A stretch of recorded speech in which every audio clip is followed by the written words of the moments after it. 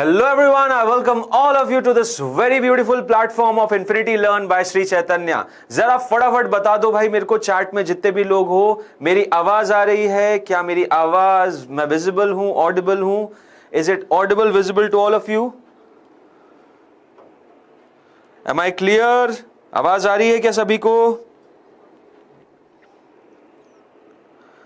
हम बहुत ही जल्द सेशन स्टार्ट करने वाले हैं और बॉस आज मचा देंगे। हम पूरा का पूरा units, dimensions and error analysis आज ही कंप्लीट करेंगे। आज ही के सेशन में पूरा रफा दफा हो जाएगा। एंटायर सेशन जितने भी यूनिट्स के प्रीवियस ईयर क्वेश्चन आते हैं, डायमेंशंस के क्वेश्चन आते हैं, साथ ही साथ आपके एरर के जितने भी सवाल आते हैं, सारे के सारे। ठीक है ठीक है ठीक है, चलो फर्स्ट क्लास। सो आओ आरंभ करते हैं। आज का पहला सेशन है किसका? एक बहुत ही अमेजिंग से बैच का, जिसका नाम है नीट प्रारंभ। किसके लिए है यार ये बैच? ये बैच उन स्टूडेंट्स के लिए है जिन्होंने अभी नीट 2023 का एग्जाम दिया। वो फर्स्ट ड्रॉपर हो, सेकेंड ड्रॉपर हो, मतलब अल्टीमेटली वो चाह रहे हैं अगर नीट 2025 में अपना नाम अर्जित कराना, इफ दे वांट कि नीट 2025 का पेपर अपीयर करें हम, और हमारी एक रैंक पक्की होनी चाहिए, और रैंक ऐसी जिसमें कि एक गवर्नमेंट एमबीबीएस कॉलेज भी मिलना चाहिए। अगर आप ऐसा एम करते हो तो बॉस ये प्लेटफॉर्म आप ही के लिए है। ये पूरा का पूरा बैच बस आप ही के लिए है। आपकी डेडिकेशन, आपके हार्डवर्क को हम रिजल्ट्स में बनाएंगे, और यही बस हमारा एजेंडा है, यही हमारी एक्सपर्टीज भी है। श्री चैतन्य की एक्सपर्टीज में क्या बोलूं, you all know, result speak louder than words. We are result producing engine. हम रिजल्ट ओरिएंटेड पढ़ाई करवाते हैं जिससे कि आपका रिजल्ट श्योर शॉट हो सके, आपका रिजल्ट फिक्स हो सके, आपकी रैंक आ सके। तो जितने भी स्टूडेंट्स को प्रॉब्लम हुई, नीट 2023 में सही स्कोर नहीं आ रहा है, उन्होंने डिसाइड कर लिया है कि यस सर हम अब ड्रॉप लेंगे, we are going to take a drop लेंगे, और साथ ही साथ हम इस साल लग के मेहनत करेंगे, इतनी मेहनत करेंगे कि हमारा रैंक पक्का है और हमारी पढ़ाई बहुत जोरदार होनी चाहिए। सर बस मुझे एक प्लेटफॉर्म की जरूरत है, मुझे बस एक ऐसी राइट मेंटरशिप और गाइडेंस की जरूरत है जो मेरे उस सपने को पूरा कर दे, जहां पे फालतू की चीजों के अलावा मेरे रिजल्ट से रिलेटेड बातें हों, जहां पे बस वही बातें हों जिससे मेरा रिजल्ट इंप्रूव हो सके, जहां पे मैं वन स्टॉप सोल्यूशन देख पाऊं, या मुझे कहीं और इधर उधर जाने की जरूरत ना पड़े, और अगर मैं एक ही जगह बस जाऊं और मेरा एवरीथिंग, सारी चीजें, physics, chemistry, zoology, botany, everything अगर कहीं कंप्लीट हो जाता है, तो यार दिस इज द प्लेटफॉर्म। अगर आप यहां आ चुके हो तो आई विल टेल यू, आप classes low, you will definitely feel a difference in yourself। तुम्हें डेफिनेटली अंदर से फील आएगा कि यस सर मेरा इंप्रूवमेंट हो रहा है। हर चैप्टर में जो तरीका हम यूज करते हैं, जो स्ट्रैटेजी हम यूज करते हैं कि यार पढ़ाना है कॉन्सेप्ट और पीवाईक्यू सॉल्व करना है, कॉन्सेप्ट पीवाईक्यू सबसे बेस्ट तरीका है। और उसके बाद लास्ट में जैसी चैप्टर खत्म हो, धड़ल्ले से क्वेश्चंस ही क्वेश्चंस, तो आप मेंटली इतने ज्यादा प्रिपेयर हो जाते हो कि बॉस मैं क्या बताऊं, आपका रैंक देखो, कुछ लूज एंड्स, कुछ मिसिंग एंड्स तो हमेशा रहते ही हैं, है कि नहीं? कुछ मिसिंग एंड्स तो हमेशा रहते। Good morning Isha, how are you? Sir 2023 की एससी कैटेगरी की कट ऑफ कितनी जा सकती है सर? मंजू देखो, इसी चैनल पे, इन्फिनिटी लर्न नीट चैनल पे आप लिंक्स देखोगे तो उसमें डिटेल्ड वाइज कट ऑफ दे रखा है, इसका भी, सारी कैटेगरी वाइज रैंक्स का भी, साथ ही साथ स्टेट्स का भी। सो प्लीज देखना, बहुत इंफॉर्मेटिव वीडियो है, मैंने भी देखा था, इट वाज रियली ऑसम। तो आप प्लीज इसी चैनल में आप वीडियोस जो लॉन्च हुए, कल परसों का वीडियो है, प्लीज हैव अ लुक, आपको बहुत ही डिटेल्ड आइडिया मिल जाएगा उस चीज का, ठीक है? सो मैं क्या बता रहा था यार, देखो आप लोगों ने फाइनली सोच लिया है कि यार ड्रॉप लेना है। आपके कुछ भी रीजन हो सकता है पेपर बिगड़ गया हो सकता है पेपर आता था बट कुछ स्ट्रेस की वजह से या कुछ रीजंस की वजह से, हो सकता है पढ़ाई प्रॉपर नहीं थी। मतलब what you have noticed is, आपने वो लूज एंड्स, मिसिंग एंड्स पता कर लिए, आपने पता कर लिया। एक तो डिसीजन ये कि यार हाँ मुझे ड्रॉप लेना है, और दूसरा ये कि यार हाँ मेरी क्या गलतियां रही इस बार जिस वजह से मेरा स्कोर नहीं आ पाए। ये दोनों ही चीजें बहुत इंपॉर्टेंट है, समझो, ये सेल्फ एनालिसिस बहुत ज्यादा इंपॉर्टेंट है। पढ़ने से बस नहीं होगा भाई, हमें आपको यह भी पता करना पड़ेगा कि कहां हम लैग कर रहे हैं, कौन सी ऐसी चीज थी जो मिस हो गई, कौन सी ऐसी चीज थी जहां पे मुझे और वर्क करना पड़ेगा। तो ये एनालिसिस बहुत जरूरी है। ये एनालिसिस सबका सेल्फ होता है, तो ये एनालिसिस मैं आपको बता के नहीं दे सकता। I can just guide you कि यार you have to do the analysis. कैसे कर सकते हो एनालिसिस, ये बता सकता हूं। आप 2023 का पेपर उठा लो, आप 2023 का पेपर उठा लो और 2023 के पेपर में देखो आपने कौन कौन से सवाल गलत किए। साथ ही साथ ये भी देखो कौन कौन से सवाल में आपको जरूरत से ज्यादा समय लगा या आपका तुक्के से आंसर आ गया। ये भी जरूर देखना आपका तुक्के से आंसर आया और कौन कौन से सवाल गलत किए। अब उनको सोचिए कौन से चैप्टर के मैं क्यों नहीं कर पाया, क्यों नहीं कर पाई, ये सवाल कहां प्रॉब्लम दे रहा था। और अगर तुमने वो रूट कॉज समझ लिया ना कि हां सर ये प्रॉब्लम इस वजह से आ रही थी, बस देयर यू आर, आपको एक लिस्ट तो प्रिपेयर्ड मिल जाएगी कि हां भाई मुझे इन टॉपिक्स में तो प्रॉब्लम है, इन टॉपिक्स के सवालों में तो मुझे प्रॉब्लम है। और ये एक स्टार्टिंग हो गया उस पर्टिकुलर शीट का क्रिएशन। ये शीट साल भर बनाते रहना, ये नोटबुक साल भर बनाते रहना, जहां पे अपनी गलतियों को मेंशन करते रहना। तुम लोगों ने एक एनालिसिस होता है, स्वॉट analysis. Sir SC category Manju, I have told you ना, आप देखो मेरे को एग्जैक्ट फिगर नहीं पता कि कितना होगा, 70 80 या जितना भी 100 की रेंज में। आप ये इसकी लिंक में पूछ लेना। आप देखो ये जो है ना, क्या बोलते हैं, इन्फिनिटी लर्न नीट के वीडियो सेक्शन में जाओ। कल परसों में 2 मैम्स हैं, उन्होंने इस वीडियो के बारे में डिटेल्ड डिस्कशन दिया हुआ है। ओके, डिटेल्ड डिस्कशन दिया है कट ऑफ के बारे में, कैटेगरी के कट ऑफ के बारे में, ठीक है, कि एक्सपेक्टेड कितनी जा सकती है। उसको एक बार आप देखो, वो ज्यादा डिटेल्ड एनालिसिस है। मैंने इसके बारे में ज्यादा एनालिसिस किया नहीं है, तो वो वीडियो आपको ज्यादा इंफॉर्मेशन दे पाएगा और इन डेप्थ दे पाएगा। ये बोल रहा हूं। मंजू समझ आ गया आपको? मंजू आप ही से बोल रहा था। ओके, पहले भी यही बोला था। अब देखो मैं क्या बोल रहा था कि आपको बेसिकली क्या करना है, एक नोटबुक, एक बेसिकली ऐसा चार्ट प्रिपेयर करना है जहां पे अपनी साल भर की जो गलतियां है ना, आपकी रिकरिंग प्रॉब्लम्स, कि यार आप ये नोटिस कर लो कि यार हाँ ये मेरी प्रॉब्लम है। इसको बोलते हैं स्वॉट एनालिसिस। स्वॉट एनालिसिस होता है मेरी स्ट्रेंथ जानना, मेरी वीकनेस जानना, मेरी अपॉर्चुनिटी जानना, मेरे थ्रेट्स जानना। तो हमें बेसिकली अपनी वीकनेसेस जानना है, हमें अपनी वीकनेसेस जानना है। कोई शर्म की बात नहीं, हमें वीकनेसेस जानना है। ये साल भर आप करोगे एक्सरसाइज, समझो ये बहुत जरूरी है। अगर आपने अपनी वीकनेसेस पेन डाउन कर ली तो आपको ये तो एटलीस्ट पता है कि हाँ यार ये मेरा कमजोर पोर्शन है, इस पे मुझे साल भर वर्क करना है। और समझो उस वीकनेसेस में से भी कुछ एक आध है जो कि आप नहीं कर पा रहे, भाई नहीं हो पा रहा। हो सकता है फिजिक्स में हो सकता है कि सर रोटेशन का क्वेश्चन नहीं हिलता, नहीं जा रहा, बहुत दिक्कत आ रही है, छोड़ दो, क्या दिक्कत है? रोटेशनल का सवाल कितना आया था 2023 में, बताओ आया था क्या? आया भी नहीं था। तो पॉइंट सिंपल यही है कि वीकनेसेस पता करना है, वीकनेसेस पे वर्क करना है, और जो स्ट्रॉन्ग एलिमेंट्स है ना उनको तो स्ट्रेंथ में रखना ही है। मतलब स्वॉट एनालिसिस तो हमें करना ही है, स्ट्रेंथ्स तो हमारी पता होनी चाहिए। जितनी वीकनेस पता कर ली उसके अलावा बाकी सारी स्ट्रेंथ्स हैं, तो उनको तो साथ में रखना है, उनको तो कभी छोड़ना ही नहीं है। और वीकनेसेस पे वर्क करेंगे, साल भर वर्क करेंगे, ठीक है? साल भर आप वर्क करोगे, मेरे साथ वर्क करोगे, और बस यार आपके साथ आपकी दुआएं, आपके माँ बाप की दुआएं, मेहनत और यहाँ पे लगन ढंग से चैनल पे, आपकी रैंक पक्का होगी। सर ये हिंदी मीडियम वालों के लिए भी है बैच एकता, ये बिल्कुल हिंदी मीडियम इंग्लिश मीडियम सबके बैच के लिए है, इसीलिए बैच हिंदी इंग्लिश मिक्स है, इंग्लिश बैच है, ठीक है?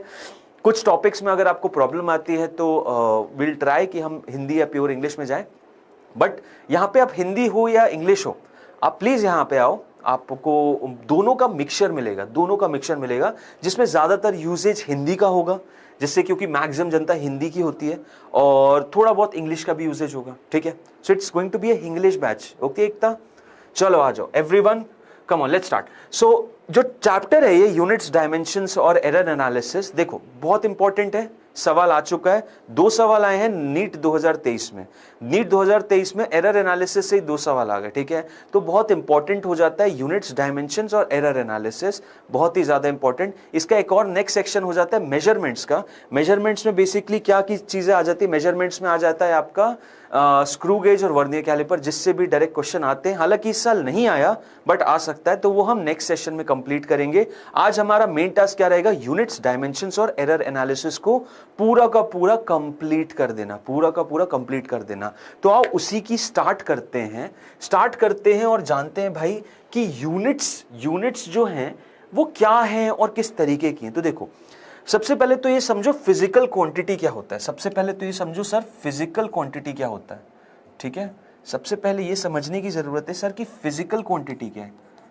तो फिजिकल क्वांटिटी हर वो क्वांटिटी जिसको मेजर किया जा सकता है, ठीक है।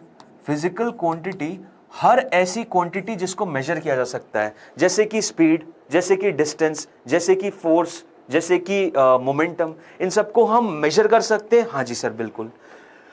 क्या लव को हम मेजर कर सकते हैं? क्या स्नेह, मां के प्यार को मेजर कर सकते हैं? क्या दोस्ती को मेजर कर सकते हैं? नहीं, इनको मेजर नहीं कर सकते, तो ये फिजिकल क्वांटिटी नहीं होती। अब हर एक फिजिकल क्वांटिटी जो होती है ना, वो किसी एक अंदाज में लिखी रहती है। किस अंदाज में लिखी रहती है? वो लिखी रहती है इस अंदाज में, एन और यू के फॉर्म में। अच्छा, क्या है सर ये एन यू नू? एन यू नू क्या है? जैसे कि तुमसे पूछा जाए कि भाई क्या लेने जा रहे हो, तुमने बोला सर सब्जी। क्या खरीद के लेके आए? बोले सर भटा। कितना लेके आए? कितना लेके आए? बोलो सर 2 किलो। है कि नहीं? तुम यही बोलोगे ना, 2 किलो या 3 किलो या आधा किलो। अब ये जरा ध्यान दो ये वैल्यू पे, 2 किलो, 2 किलो। सो 2 यहां पे क्या हो गई? वो हो गई है न्यूमेरिकल वैल्यू। क्या हो गई? वो न्यूमेरिकल वैल्यू।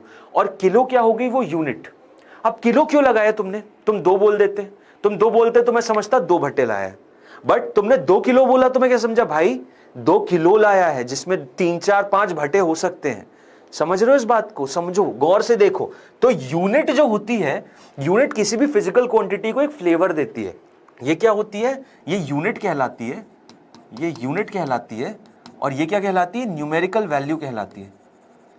ये न्यूमेरिकल वैल्यू कहलाती है।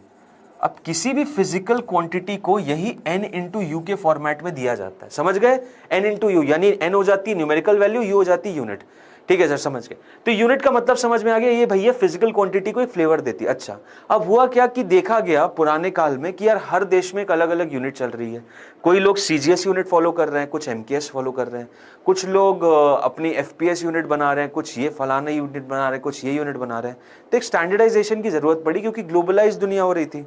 कल को यहाँ का अलेक्जेंडर भैया वहाँ ग्रीस छोड़ के इंडिया आ गया था, ठीक है। उसके बाद और टेक्नोलॉजी बढ़ती गई, अमेरिकन हर जगह होगा। और आज की स्थिति यह है कि भारतीय हर जगह है। इतने भारतीय कनाडा में कि कनाडा को तो दूसरा इंडिया है, दूसरा पंजाब बोला जा रहा है। तो हमें जरूरत पड़ी कि यार एक स्टैंडर्डाइज्ड यूनिट होनी चाहिए, और उस स्टैंडर्डाइजेशन में आपको सारी क्वांटिटीज डिफाइन की जानी चाहिए, ताकि डिस्क्रिपेंसी नहीं रहे। मतलब ये ना हो कि भाई मेरा 1 किलो, मैं कनाडा में जाके 1 किलो डाल लूंगा तो मेरे को गधा बना दे, बोल दे भैया वहां तो 900 ग्राम मिलता है। ऐसा नहीं होना चाहिए। जो 1 किलो यहाँ है वहां 1 किलो होना चाहिए। और ऐसी कुछ स्टैंडर्ड यूनिट्स होनी चाहिए, नहीं कि यहाँ 1 किलो चल रहा है वहां पे ग्राम चल रहा है। ऑल्दो डिस्क्रिपेंसी तो रहती है, अभी भी रहती है। जैसे बहुत सारे क्रिकेट में आप देखोगे यार्ड्स का यूज होता है लेंथ मेजर करने के लिए। उसके बाद फिर हाइट नॉर्मली हम फीट में बताते हैं, और लेंथ हम किलोमीटर मीटर में बताते हैं। ये डिस्क्रिपेंसी तो रहेंगे, लेकिन स्टैंडर्ड यूनिट हमें पता होनी चाहिए कि क्या है। तो उसी हिसाब से यूनिट पे थोड़ा डिस्कशन होने लगा, और यूनिट पे थोड़ा डिस्कशन होने लगा तो भाई एक संस्था बनी, एसआई सिस्टम। एसआई सिस्टम ने क्या किया? एसआई सिस्टम ने इसी यूनिट को 2 भागों में बांट दिया। एसआई सिस्टम ने इसी यूनिट को 2 भागों में बांट दिया। कौन कौन सी? उसने बोला तुम इतना इंपॉर्टेंट काम करती हो यूनिट, तुम फ्लेवर देती हो, तुम flavour gives flavor to the physical quantity। तो भाई एक काम करता हूं, मैं तुम्हें 2 हिस्सों में बांट देता हूं। कौन से 2 हिस्से? एक हिस्सा मैं कहूंगा फंडामेंटल क्वांटिटी, एक हिस्सा मैं कहूंगा फंडामेंटल क्वांटिटी का, और दूसरा हिस्सा मैं कहूंगा किसका? डिराइव्ड क्वांटिटी का। ठीक है, एक हिस्सा कहूंगा मैं फंडामेंटल का, दूसरा हिस्सा कहूंगा मैं डिराइव्ड क्वांटिटी का। अब फंडामेंटल डिराइव क्या बोल रहे हो सर? देखो बताता हूं। उसने ये बोला कि भाई देखो, सिंपल सी चीज, बहुत सारी क्वांटिटीज हैं यार दुनिया में, बहुत सारी। कितनी सारी याद रखूंगा, कितनी सारी पे ध्यान दूंगा। तो एक काम करते हैं, कुछ एक 7 डायमेंशन, 7 फंडामेंटल क्वांटिटी बनाते हैं, ठीक है। और इन 7 फंडामेंटल क्वांटिटीज की हेल्प से बाकी अदर क्वांटिटीज को डिफाइन करेंगे। जैसे कि तुम लोगों ने ABCD X तक समझा है, राइट? अब ये अक्षर तुमने समझ लिए। अब कोई भाषा अगर तुम्हें बोलने लगती है कि यार my name is Adarsh and I am teaching physics over here, so ये जो जितने भी शब्द हैं बने किससे? ABCD से। तो वो फंडामेंटल लेटर्स हो गए, उसी हिसाब से फंडामेंटल क्वांटिटीज होगी, और इन्हीं की हेल्प से बाकी अदर क्वांटिटी को डिफाइन करूंगा। तो फंडामेंटल क्वांटिटी कितनी बताया उसने बोल दी भाई 7 होंगी। उसने बोल दिया बॉस 7 होंगी, ठीक है सर। कौन कौन सी? सबसे पहले होगी बॉस मास, फिर होगी लेंथ, फिर होगी टाइम, फिर होगी कौन सी? फिर 4th हो जाएगी मेरी आपकी टेम्परेचर, फिफ्थ हो जाएगी मेरी कौन सी, फिफ्थ हो जाएगी सर मेरी करंट, ठीक है। सिक्स्थ कौन सी होगी, सिक्स्थ हो जाएगी मेरी सर ल्यूमिनस इंटेंसिटी,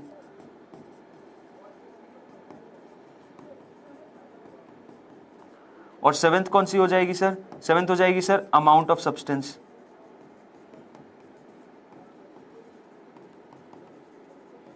अच्छा जी, तो ये 7 क्वांटिटी कितनी, वो किसने बोल दी, फंडामेंटल ने बोल दी 7 क्वांटिटी रहेंगी। न्यूटन बाबा good morning boss, good morning to all of you out there.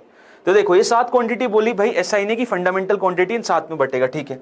अब इनके इंडिविजुअली उसने यूनिट भी बता दी है कि ये 7 फंडामेंटल क्वांटिटी रहेंगे और इनके इंडिविजुअल कुछ स्टैंडर्ड यूनिट्स रहेंगे जिसमें इन 7 क्वांटिटी को मेजर करना और कोई नहीं। ये नहीं कल को मास तुम बोलो सर मैं तो पाउंड में मेजर करूंगा, ना जी ना जी। आपके स्टैंडर्ड अगर बोलो होलिस्टिकली, जो मेजरली 3 जो सिस्टम्स होते हैं, मेजर सिस्टम्स ये होते हैं कुछ, ठीक है। ऐसे बहुत सारे सिस्टम्स होंगे, I am not denying, but major systems यही होता है कि सबसे पहला होता है एमकेएस सिस्टम, दूसरा होता है तुम्हारा सीजीएस सिस्टम, और तीसरा होता है तुम्हारा क्या, सीजीएस होता है, उसके बाद फिर एफपीएस।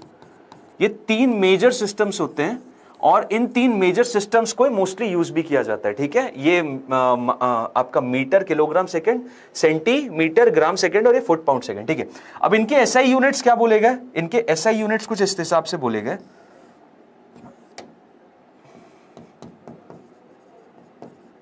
तो मास का एसआई यूनिट बोल दिया भाई मीटर, ठीक है।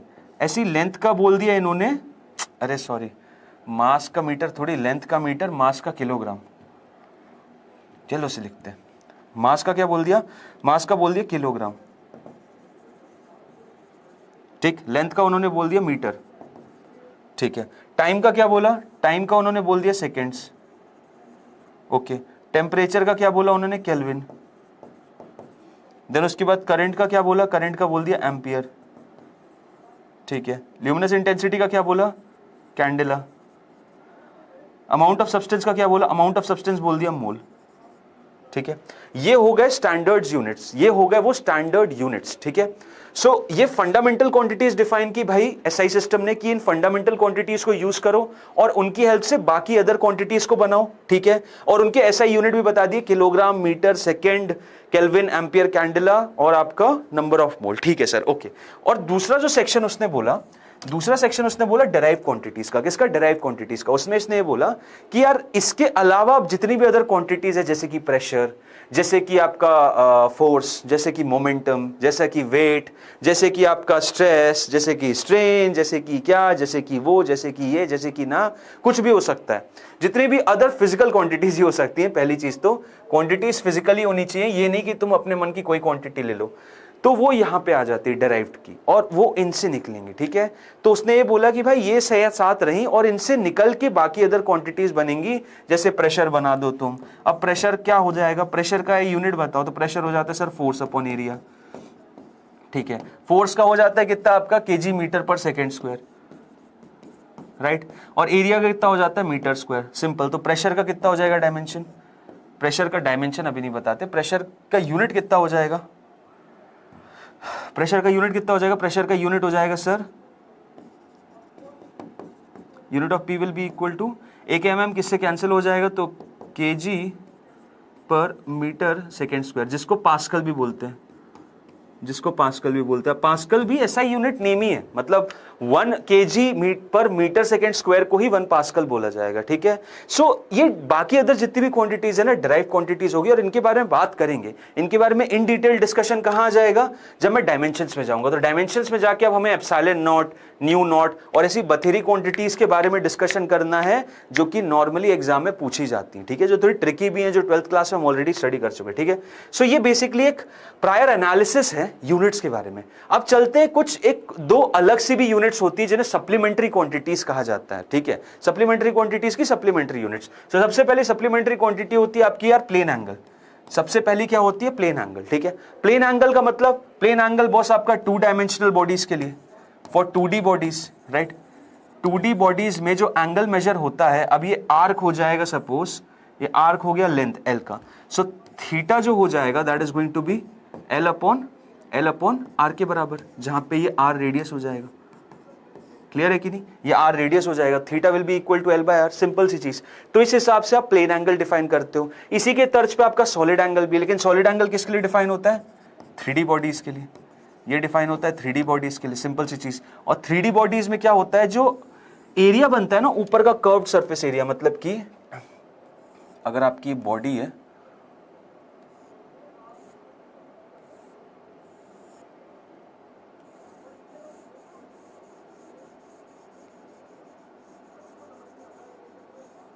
ये देख रहे हो 3 डायमेंशनल स्ट्रक्चर, ठीक है। से ऊपर का जो टॉप होगा ना, जो ये बनाया अभी, ओके। सो ये अगर मैं सिग्मा बोलूंगा, this angle is known as sigma. So sigma की जो वैल्यू हो जाएगी, ये जो एरिया ए है, this is going to be the area A divided by R square, simple, ठीक है। ये मेरा सॉलिड एंगल होता है। किसके लिए डिफाइन होता है? ये डिफाइन होता है हमेशा सॉलिड एंगल के लिए, जो कि 3 डायमेंशनल स्पेस में ही एग्जिस्ट करते हैं। यूनिट इसकी स्टेरेडियन होती है, ठीक है। इसके बारे में और अच्छी बातें अभी करेंगे हम, किसमें? इलेक्ट्रिक फ्लक्स में, जब हम फ्लक्स का लिंकेज देखेंगे और वहां पे सॉलिड एंगल का कॉन्सेप्ट लेंगे। इंपॉर्टेंट बात एक और ये है कि स्फीयर की अगर मैं बात करूं, एक स्फीयर के लिए सिग्मा की जो वैल्यू होती है कितनी होती है? 4 पाई, ठीक है। एक हेमिस्फीयर के लिए कितनी होती है? सो हेमिस्फीयर के लिए वही चीज, सिग्मा की वैल्यू हो जाती है 2 पाई, राइट। देख लो, तभी टोटल सरफेस एरिया कितना है? 4 pi into R square. Area निकालना है, solid angle into R square कर दो, तो 4 पाई इंटू आर स्क्वायर क्या दे देगा? Solid angle of the entire sphere. अगर इसमें 2 पाई इंटू आर स्क्वायर करूंगा तो पूरा टोटल सरफेस एरिया किसका आ जाएगा? हेमिस्फीयर का। कर्व्ड सरफेस एरिया, टोटल नहीं, कर्व्ड सरफेस एरिया आ जाएगा। टोटल निकालने के लिए नीचे का पाई आर स्क्वायर भी बिल्कुल ऐड करना पड़ेगा। एब्सोल्युटली करेक्ट, बिल्कुल सही बोला। 2 पाई किसका है? 2 पाई इसका है। सॉलिड स्फीयर का, पूरे स्फीयर का 4 पाई होता है, ठीक है ना। तो इसमें डाउट बिल्कुल मत रखना, है सॉलिड एंगल का कॉन्सेप्ट है। प्लेन एंगल तो आप सभी को पता ही है यार, सिंपल सी चीज, रेडियन होता है। हाँ, एक और रेलेवेंस यहां पे बता दे रहा हूं, कि रेडियन का पाई में कन्वर्जन पता है तुम लोगों को? रेडियन का आर्क मिनट और आर्क सेकेंड, ये 2 और यूनिट्स होती हैं किसको मेजर करने के लिए? प्लेन एंगल को मेजर करने के लिए, ठीक है। So units to measure plane angle कौन कौन सी होती है? देखो जरा। सो एक तो हमें पता है सर डिग्री होती है, जो बचपन से ही हम सीखते हैं। दूसरी हमें रेडियन भी पता है। अच्छा, इनका कन्वर्जन पता है क्या? हाँ जी सर, बिल्कुल पता है कि पाई रेडियन में 180 डिग्री होता है। और ये तो हम इतना खेलते हुए आ रहे हैं इनके साथ, तो इसमें तो कोई दिक्कत है ही नहीं। बिल्कुल सही बात, अच्छी चीज है। पाई रेडियन किसके बराबर? 180 के बराबर। इनके अलावा 2 और यूनिट्स होती हैं, आर्क मिनट और आर्क सेकंड, ठीक है। आर्क मिनट और आर्क सेकंड। तो आर्क मिनट बेसिकली कैसे डिफाइन होती है? ये एक डैश के साथ, ठीक है। सो 1 आर्क मिनट बेसिकली क्या होता है? एक डिग्री में आपका 60 आर्क मिनट्स होता है। एक डिग्री में कितना होता है? 60 आर्क मिनट्स होता है। तो एक आर्क मिनट में 1/60 डिग्री। और एक डिग्री में कितना हो जाता है? एक डिग्री में हो जाता है π/180 रेडियन। तो इसको ऐसा भी लिख सकते हैं 1/60 इंटू π/180 रेडियन, ठीक है। फोर्थ जो यूनिट होती है वो होती है आर्क सेकेंड। इसको दिखाते हैं 1 डबल डैश से, ठीक है। अब 1 आर्क सेकेंड में क्या हो जाता है? 1 आर्क सेकेंड में बेसिकली होता है कि 1 आर्क मिनट में 60 आर्क सेकेंड होते हैं, ठीक है। सो 1 आर्क मिनट में 60 आर्क सेकेंड हो गए, तो यानी 1 आर्क सेकेंड में कितने हो जाएंगे? 1/60 आर्क मिनट। और एक आर्क मिनट में कितना था? 1/60 इंटू π/180, यानी ये टोटल हो जाएगा 1/60 का होल स्क्वायर इंटू π/180 रेडियन, ठीक है। सो ये 2 यूनिट्स भी आपको पता होनी चाहिए, कि भाई आर्क मिनट और आर्क सेकंड क्या होता है। उन सब केसेस में यूज हो सकता है, ठीक है। ओके सर, बढ़िया। चलो सर आगे बढ़ते हैं और अब बात करते हैं डायमेंशंस के बारे में, ठीक है। क्योंकि सवाल आता है तो वो आएगा डायमेंशन से। सवाल अगर आ रहे हैं तो आते देखो मेजरली किससे? डायमेंशंस और एरर एनालिसिस से। और उसी से पूरा का पूरा सेशन भरा भी हुआ है, ठीक है। सो अब डायमेंशंस क्या होते हैं? डायमेंशंस के बारे में एक अंडरस्टैंडिंग रखते हैं। सो डायमेंशंस ऑफ फंडामेंटल क्वांटिटीज, देखो यहाँ पे आपके 7 क्वांटिटी दे दी। अब डायमेंशंस हमेशा स्क्वायर ब्रैकेट में दिखाए जाते हैं। तो ये रहा m का ये, l का ये, ठीक है, टाइम का ये, फिर टेम्परेचर का ये k केल्विन, करंट का a एम्पियर, फिर उसके बाद ल्यूमिनस इंटेंसिटी का CD, फिर उसके बाद अमाउंट ऑफ सब्सटेंस कितना? मोल, अमाउंट ऑफ सब्सटेंस ये रहा मोल, ठीक है। सो ये आपके स्टैंडर्ड कुछ आपने डायमेंशंस बता दिए, और डायमेंशंस हमेशा स्क्वायर ब्रैकेट में रहेंगे, ये तो हम कभी भूलते ही नहीं है, हमें पता भी है। और मास का m केजी से होता है, m से मास, लेंथ l से, टाइम t से, उसके बाद फिर टेम्परेचर का t से ना होगी k से, उसकी यूनिट की फर्स्ट लेटर से, करंट का a से, ल्यूमिनस इंटेंसिटी का cd से, और अमाउंट ऑफ सब्सटेंस का मोल से। क्लियर है sir? Yes sir. Arc second बता दीजिए। आर्क सेकंड ये रहा ना बेटा, देख आर्क सेकंड ये रहा। 1 आर्क सेकंड कितना होता है तेरा, सॉरी 1 आर्क मिनट कितना होता है, 60 आर्क सेकंड के बराबर। मतलब कि तुम्हारा जैसे घड़ी का कांटा है ना यार, तो 1 घंटे को क्या मानो, 1 घंटे को तुम 1 डिग्री मानो, 1 घंटे को क्या मानो, ऐसे याद रखने की कोशिश करो, 1 घंटा 1 डिग्री, तो 60 मिनट में 1 घंटा, हाँ सर बिल्कुल, और 60 सेकंड में 1 मिनट, हाँ जी सर बिल्कुल, बस वही है, सिंपल सी चीज वही है। ठीक है न्यूटन, जो यहां पे आपका 1 घंटे का हिसाब है, वो घंटा किसको रेसिप्रोकेट कर रहा है, घंटा रेसिप्रोकेट कर रहा है आपको डिग्री को। घंटा किसको रेसिप्रोकेट कर रहे हैं, डिग्री को। देख रहा है भाई? तो कोई अगर बोलेगा घंटा तो बोलना अच्छा तो डिग्री की बात कर रहा है, या ओके गुड। चलो देखो, तो अब dimensions of derive quantities, dimension of derive quantities. तब देखो, जैसा कि हमने फंडामेंटल क्वांटिटीज देखा, उनकी डायमेंशन देख ली, अब डेराइव क्वांटिटीज की बात कर लेते। तो स्टैंडर्ड तो ये स्पीड और फोर्स, लेकिन आपको और भी बहुत सारी स्टैंडर्ड क्वांटिटीज बताना है, जिसका मैं नामकरण फटाफट देता जा रहा हूं। सबसे पहले आएगी यहाँ पे परमिटिविटी और परमिएबिलिटी। इन दो की तो बतानी है, इन दो की तो बतानी है विदाउट फेल, आप चैट में बताने की कोशिश करना, ठीक है। थर्ड आपको बतानी है पोटेंशियल की, इसकी भी काफी ज्यादा पूछी जाती है, ठीक है, पोटेंशियल की। देन नेक्स्ट आपकी फ्लक्स की, मैग्नेटिक फ्लक्स, ओके। इन सब की जरा बताने की कोशिश करो, इन सब की जरा बताने की कोशिश करो, और फटाफट जिनको आती है वो तो इनका आंसर निकालने की कोशिश करिए, जिनको नहीं आती उधर ध्यान दो। कि देखो क्वांटिटी अगर दी हुई है, कोई भी फिजिकल क्वांटिटी, उसका डायमेंशन बताना है, तो देखो 2 स्टेप अप्रोच रहती है। क्या रहती है? 2 step approach. We have a 2 step approach to actually find out the dimension. सबसे पहली स्टेप क्या होती है कि भाई उस क्वांटिटी का कोई भी फॉर्मूला जो तुम्हारे को आता है, जो तुम्हारी श्रद्धा में हो, वो ले आके पटक दो। जो भी तुम्हें आता है तुम्हारी श्रद्धा में, उसको ले आके पटक दो। तो स्पीड का कोई फॉर्मूला आता है कि मेरे को सर बचपन में पढ़ा था, डिस्टेंस अपॉन टाइम था। यार देखो ये 11वीं की कक्षा थोड़ी चल रही, बचपन में पढ़ा था, अभी आता है। आप ड्रॉपर हो, आप ड्रॉप की क्लास अटेंड कर रहे हो, आपके मुंह जवानी होना चाहिए। स्पीड का डायमेंशन क्या होता है? स्पीड का डायमेंशन होता है LT-1। और अगर नहीं आता तो यहां देखो तरीका यह है, स्पीड को डिस्टेंस अपॉन टाइम ले लो, ठीक है सर। अब ये जो क्वांटिटी है ना, उसको तब तक तोड़ते रहो जब तक कि पूरी क्वांटिटी एंटायरली फंडामेंटल क्वांटिटीज के टर्म्स में ना लिखी हो। तो ये डिस्टेंस तो लेंथ ही होता है, टाइम भी लेंथ होता है। तो अब जब तुमने उसको तोड़ते तोड़ते उस स्टेज तक पहुंच गया कि सारी क्वांटिटीज फंडामेंटल के टर्म्स में है, तो फाइनली स्पीड का डायमेंशन बता सकते हो। स्पीड का जो डायमेंशन हो जाएगा वो हो जाएगा LT-1। सिंपल। इसी तरीके से फोर्स का भी बता सकते हो। फोर्स को मास इनटू एक्सेलरेशन लोगे और उससे आंसर निकालोगे। अब आओ बात करते हैं जरा थोड़ी अच्छी क्वांटिटीज की, epsilon not, new not, potential, magnetic flux, और साथ ही साथ कुछ होमवर्क भी दे देता हूं। Gravitational constant G, gravitational constant G, ठीक है।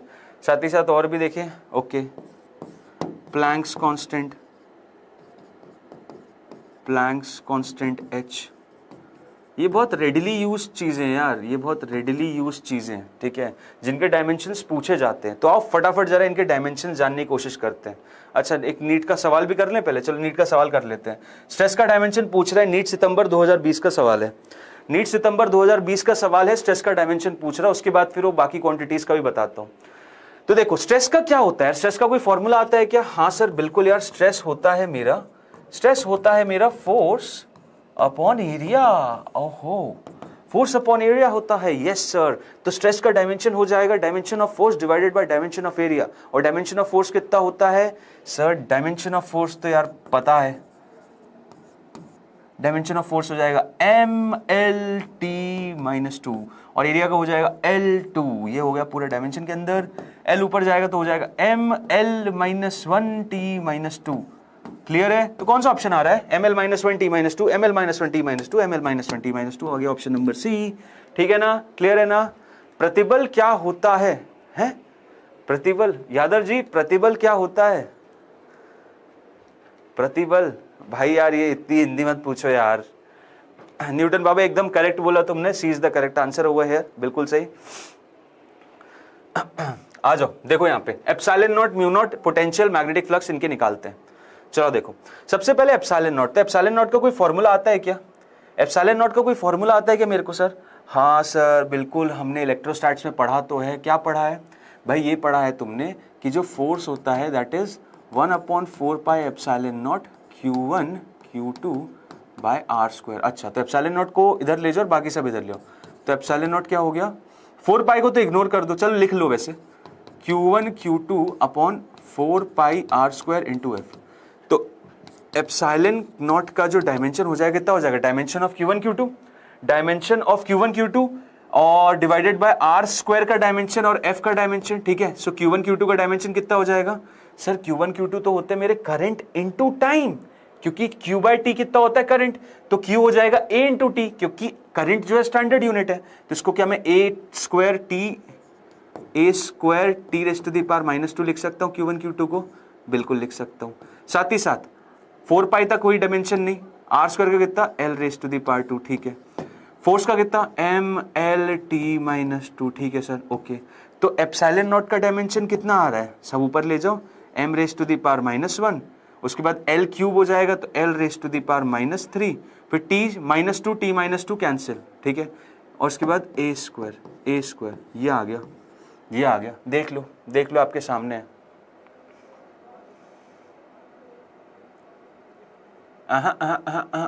गलती कर दी यार, बताओ गलती क्या की है? ये a into T raise to the -2 नहीं होगा, क्योंकि q बाय टी होता है i, तो i q इंटू टी हो जाएगा, ठीक है। सो यहाँ a into T raise to the power 2 होगा, माइनस नहीं होगा, और माइनस नहीं होगा तो ये कैंसिल भी नहीं होगा, और ये कैंसिल नहीं होगा तो ये चला जाएगा T raise to the power 4 के फॉर्म में, T raise to the power 4 into a raise to the power 2, ठीक है। ये है डायमेंशन, ये किसका डायमेंशन है? एप्सिलॉन नॉट का। This is for epsilon not, ठीक है। क्लियर है न्यूटन बाबा? क्लियर है एवरीवन? जितने भी लोग देख रहे हैं क्लियर है ना? पूरा समझ में आ गया? एप्सिलॉन नॉट का डायमेंशन इस हिसाब से निकालते हैं। ऐसे ही मैं चाहता हूं आप म्यू नॉट का भी डायमेंशन निकालो। ये बहुत ट्रेंडिंग क्वेश्चन है यार, पूछ ही लेते हैं, इस साल नहीं तो अगले साल, अगले साल नहीं तो उसके अगले साल। मतलब एप्सिलॉन नॉट म्यू नॉट से बहुत प्यार भी है, ठीक है। साथ ही साथ आप टेस्ट सीरीज भी दोगे तो भी आप देखोगे इसके सवाल। म्यू नॉट का भी देखते हैं, तो म्यू नॉट में भी सेम फॉर्मूला है ऐसा फोर्स का, कितना है? F is equal to ILB। ILB सुना है ना? F is equal to ILB, बिल्कुल सही सर। और B जो होता है, B डिफाइन कर सकते हो क्या बायोट सेवार्ट लॉ से? किसी का भी B? हाँ सर बिल्कुल, एक रिंग की वजह से कर ले सर। अरे कर लो यार, कर लो, म्यू नॉट अपॉन 4 पाई 2i बाय r कर लो, या एक वायर की वजह से कर लो। चलो वायर की वजह से कर लेते हैं। सो ये IL और म्यू नॉट अपॉन 4 पाई 2i बाय r। अच्छा ये हो गया F। अब यहाँ पे म्यू नॉट को रखो और बाकी सब उधर ले जाओ। सो म्यू नॉट आ गया इधर, तो क्या आ जाएगा answer? 4 pi F into r divided by I/2i²L, ठीक है। ये आ गया फॉर्मूला। अब बस म्यू नॉट का डायमेंशन निकालना है, म्यू नॉट का डायमेंशन निकालना है। म्यू नॉट का डायमेंशन कितना हो जाएगा यार? म्यू नॉट का डायमेंशन कितना होगा भाई? F का डायमेंशन पता है, R का भी पता है, I का भी पता है, L का भी पता है, फटाफट बताओ ना। तो हो जाएगा आपका F का dimension mLt-2 into L divided by I का हो जाएगा आपका A2 और L का हो जाएगा L ओनली। तो देखो ये L से AL कैंसिल, तो ये हो गया mLt-2 into A raise to the power -2। ये किसका डायमेंशन हो गया? ये हो गया म्यू नॉट का। ये किसका हो गया? म्यू नॉट का। ये किसका हो गया? म्यू नॉट का, है कि नहीं? बिल्कुल सर यही है, बिल्कुल सर यही है। A-2 कैंसिल, और ये हो जाएगा L 4 में से 2 हो गया, -3 में से, बिल्कुल सही, एब्सोल्युटली। पता है मैं चेक भी कैसे किया? देखो चेक करने का भी तरीका बताऊं। चेक करने का तरीका ये है कि जो C होता है ना, वो 1/√μ इंटू एप्सिलॉन होता है। तो मैंने यहाँ इसका डायमेंशन उसके डायमेंशन से मल्टीप्लाई किया, उसका अंडर रूट ले लिया और डिवाइड बाय 1 कर दिया। देखा मीटर पर सेकंड आ रहा है क्या? हाँ सर आ रहा है, बिल्कुल। तो देखो मैं चेक भी कर सकता हूँ। मैं अगर इतना स्ट्रांग हो जाऊं ना कि मैं अपने आंसर को चेक भी कर पाऊं, वेरीफाई भी कर जाऊं, तो क्या बात है भाई, क्या बात है। तो देखो यहां पे मैंने म्यू नॉट का भी निकाल दिया। ऐसे ही अब देखो पोटेंशियल का निकालना, पोटेंशियल का मैं फॉर्मूला बता देता हूं। पोटेंशियल का सबसे बेस्ट फॉर्मूला तो ये रहा तुम्हारा यार, वर्क डन पर यूनिट चार्ज कर देना, ये हो जाता है वी का, ठीक है, उससे निकाल देना। मैग्नेटिक फ्लक्स कितना हो जाएगा, मैग्नेटिक फ्लक्स होता है आपका बी इंटू ए, कितना हो जाता है, बी इंटू ए। एक तो तरीका ये है, या दूसरा तरीका आप चाहो बी इंटू ए से ना निकालिए क्योंकि बी निकालना पड़ेगा बी का भी। फिर दूसरा तरीका यह है कि मैग्नेटिक फ्लक्स का change with respect to time, यानी D phi by D T, यानी फाई बाय टाइम कितना हो जाता है, वी के बराबर। तो वी का पोटेंशियल डायमेंशन यहां से लिख देना, उससे टी मल्टीप्लाई करना, तो देख फाई का आ जाएगा वी इंटू टी के डायमेंशन के बराबर। समझ में आ गया, क्लियर है। ये तरीका बता रहा हूं किस तरीके से निकाल सकते हो, मैग्नेटिक फ्लक्स का डायमेंशन आ जाएगा, ये पोटेंशियल जो यहां लिखा इनटू टाइम, क्योंकि D phi B by D T क्या होता है, D phi B by D T तो होता है यार मेरा ईएमएफ। ग्रेविटेशनल कांस्टेंट तो यार बच्चा बच्चा जानता है, प्लैंक्स कांस्टेंट के लिए फॉर्मूला हो जाएगा E is equal to H nu. Energy तो पता ही है, एनर्जी तो पता है, वर्क डन का डायमेंशन होता है डिवाइडेड बाय फ्रीक्वेंसी करता है, फ्रीक्वेंसी का डायमेंशन कितना है, T raise to the power -1, ठीक है। सो उससे एच का डायमेंशन आ जाएगा। और एक क्या बात है सर, ठीक है, समझ आना चाहिए भाई, ये डायमेंशंस आपकी उंगलियों पे होना चाहिए। You should be having dimensions on your finger tips. तुमसे आंख उठा के कोई भी नींद से उठा के पूछे कि इसका डायमेंशन बताओ, या तो तुम बता दो या तरीका तो जरूर बताओ, तरीका तो जरूर बताओ कम से कम समय में। तो क्या है तरीका, कोई भी फॉर्मूला याद कर लो अपनी 11वीं 12वीं कक्षा से, जो फॉर्मूला उसको सटीक एक्सप्लेन करता हो, और उस फॉर्मूले को तोड़ते जाओ जब तक कि वो अपने प्योर स्टैंडर्ड फॉर्म मतलब फंडामेंटल क्वांटिटीज में ना आ जाए, या फिर उस फिजिकल क्वांटिटी का डायमेंशन पता हो तो लिख दो, आ जाएगा डायमेंशन, ठीक है, ओके। अब आओ, ये तो रही बात किसकी, डायमेंशंस की। अब उस डायमेंशंस को यूज करके उसका एनालिसिस करते हैं, उस डायमेंशन को यूज करके क्या करते हैं, उसका एनालिसिस करते हैं। क्यों करते हैं एनालिसिस, क्योंकि बड़ा काम की चीज है, एनालिसिस बहुत काम की चीज है। किस काम की चीज है सर, है यार उसके कुछ एप्लीकेशंस है, मजेदार से एप्लीकेशंस हैं जो कि काफी हेल्प करते हैं। सर टाइमिंग ऑफ प्रारंभ batch Newton every day it will start from 11, 2 sessions होंगे आपके डेली 1.5 आवर्स के। तो आज सबसे पहला किसका है, फिजिक्स का है। उसके बाद आज यार चेक कर लेना एक बार बॉटनी का है कि जूलॉजी का है, आपको उसमें लिंक मिल जाएगा, मतलब इवेंट क्रिएटेड है चैनल पे, सो एक बार ये चेक कर लेना। तो डेली आपकी 2 क्लासेस होंगी 1.5 आवर्स की। नोट्स, डीपीपीस, क्वेश्चंस आपको टेलीग्राम चैनल मिलेंगे, उसको प्लीज ज्वाइन कर लेना, ठीक है। तो देखो प्रिंसिपल ऑफ होमोजेनिटी बड़ा इंपॉर्टेंट कॉन्सेप्ट यहां पे आता है। अब डायमेंशनल एनालिसिस पे बढ़ रहे हैं हम, किस पे बढ़ रहे हैं, डायमेंशनल एनालिसिस पे। तो ये जो कॉन्सेप्ट है प्रिंसिपल ऑफ होमोजेनिटी का, ये बोलता है कि अगर 2 क्वांटिटीज लिखी हुई हैं एक दूसरे के बराबर, अगर 2 क्वांटिटीज लिखी एक दूसरे के बराबर, तो वो क्वांटिटीज जो रहेंगी हमेशा डायमेंशनली करेक्ट होंगी, तभी वो एक दूसरे के बराबर हो सकती है, अन्यथा नहीं होंगी। मतलब कल को अगर तुम बोलते हो भाई कि यार force is equal to work done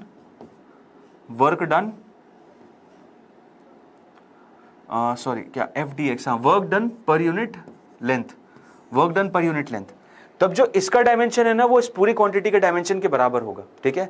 इस चीज का जो डायमेंशन होगा वो इस पूरी क्वांटिटी के डायमेंशन के बराबर होगा, वरना ये एंटायर इक्वेशन एग्जिस्ट नहीं करेगी। समझ रहे हो बात को, ये डायमेंशन इसके डायमेंशन के बराबर होना चाहिए, अदरवाइज वो क्वांटिटी फिजिकल क्वांटिटी एग्जिस्ट नहीं करेगी। ये क्लियर चीज समझ में आनी चाहिए, ठीक है। सो ये बोलता है आपका कौन, ये बोलता है आपका प्रिंसिपल ऑफ होमोजेनिटी, कि कोई भी इक्वेशन लिखी है वो डायमेंशनली करेक्ट होगी तभी वो इक्वेशन एग्जिस्ट भी करती है।